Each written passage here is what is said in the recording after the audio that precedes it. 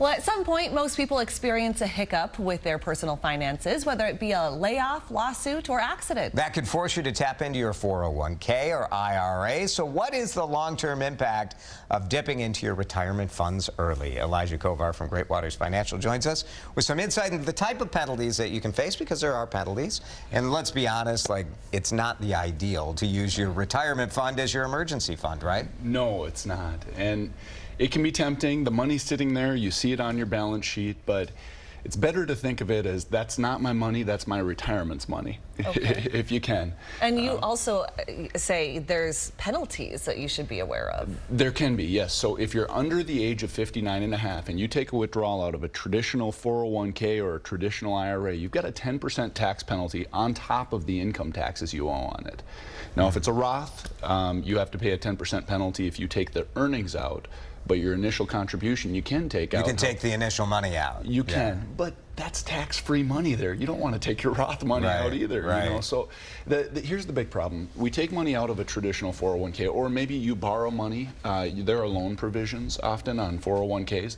But when you borrow that money, typically during this time, people aren't making the large contributions anymore. They're not getting as big of an employer match anymore. And that money's not working for you because it's out of the plan.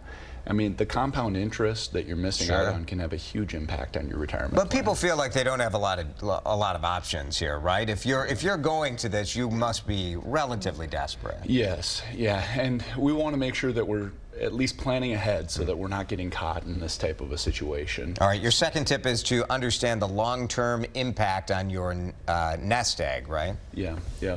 Well, when we're missing out on that compound interest, we've all heard the story about the penny that doubles, right? Oh, yes. I mean, typically when somebody borrows against a 401k or takes a distribution from a traditional IRA ahead of time, that can be a habit. You know, you do that once, you do that twice. If we're not paying that back right away, the compound interest you miss out on, that can be detrimental to a retirement plan. And you also say avoid needing to do this in the first place. So how would you plan ahead for something? This is the simple. First, have a month in reserves. Then start working towards having at least 6 months, 3 to 6 months in reserves. Emergency reserves are the key to all of this.